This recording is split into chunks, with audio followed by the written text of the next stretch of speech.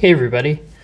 Today what we're going to look through is we're going to try to check if a matrix is invertible without taking the inverse. So we're going to take a look at some special kinds of matrices, and we're going to look at a property that helps us find the determinant really easily.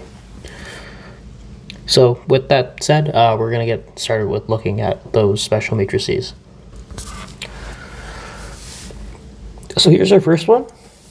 It is a diagonal matrix. So a diagonal matrix is a matrix where the only non-zero elements are across the main diagonal. So that's from the top left to the bottom right, and the rest of the numbers in it are zero. So all of these are going to be square matrices, and because we can only take the inverse of a square matrix, so we're going to look at some special square matrices. So it can be you can have any numbers along this diagonal. The other diagonal probably doesn't have any special properties and is probably irrelevant unless I just don't know it. So the rest of these numbers can be zero if I have the right number of zeros to make it square. So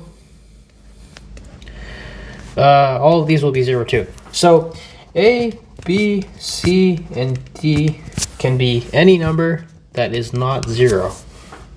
And then this matrix will be a diagonal matrix. And then all of these will be zero.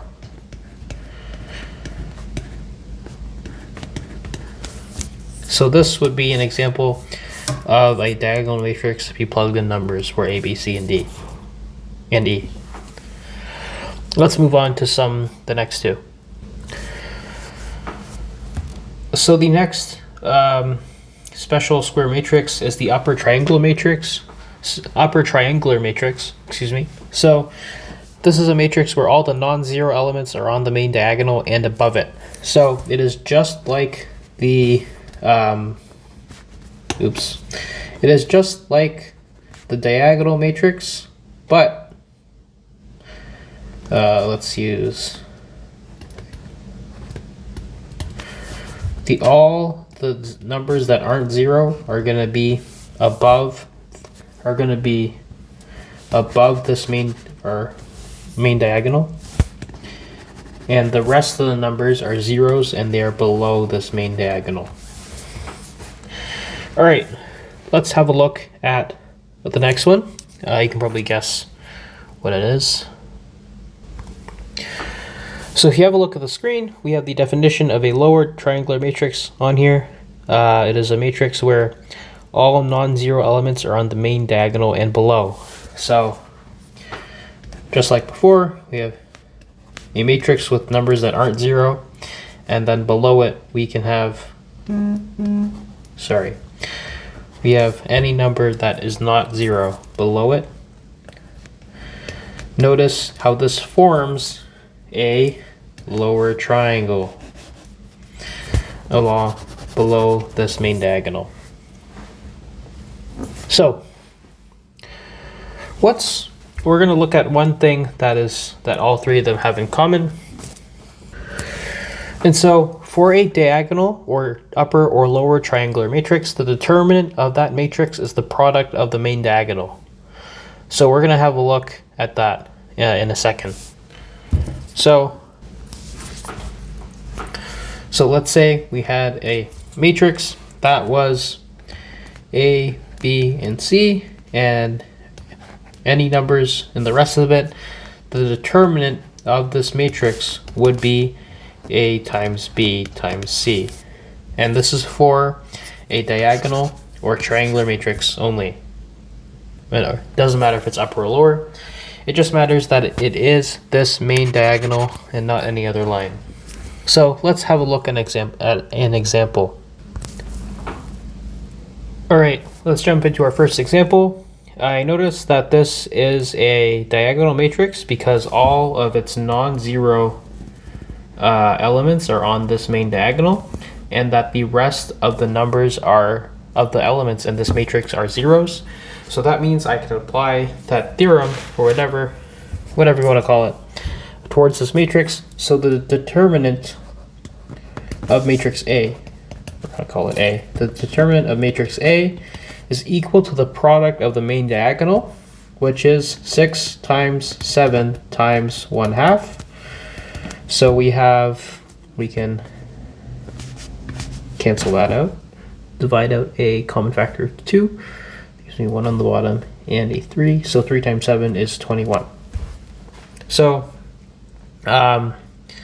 this makes it a lot easier to find this. So this makes it a lot easier to determine if the matrix is invertible. So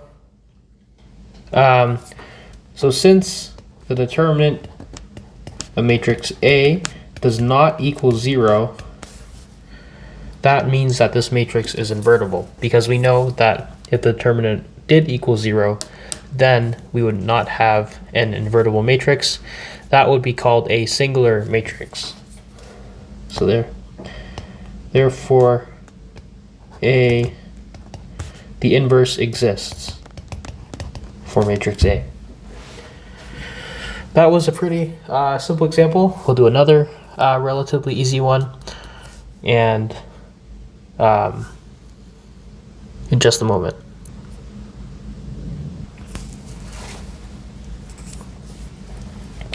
So here is our second example.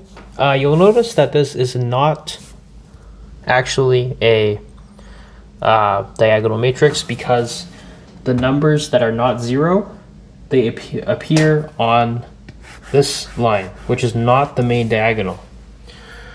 So instead of using another process like cofactor expansion, which can be a bit time consuming, we are able to use a different set of our previous knowledge to help us find this determinant. So we can use elementary row operations to turn this into a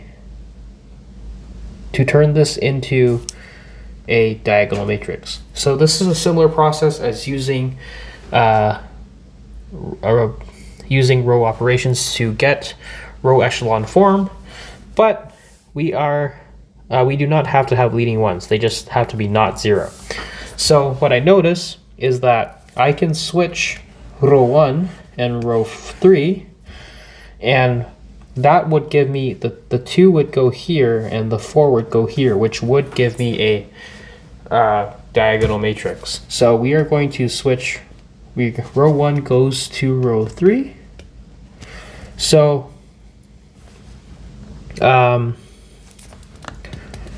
so this gives us a 4 0 0 0 3 0 0 0 2. However, the determinant changes sign whenever you switch rows. So the determinant of 0 0 2 0 3 0 4 0 0 is equal to the negative determinant of our new matrix here. So that is something to keep in mind whenever you perform row operations on a matrix. There will be an effect on the determinant. So that happens when you multiply a row or you switch rows. Obviously, if you switch rows if I switch rows like twice or in any even amount of times, that sign change will cancel out, because there will be an even number of sign changes. As well, if you multiply an entire row by a scalar, the determinant also changes by that scalar. So, but if you add a scalar multiple of a row to another row, that does not have any effect on the determinant. So we are now able to find the determinant of this matrix, which is 4 times 3 times 2. And that gives us negative 24 because we performed that row operation.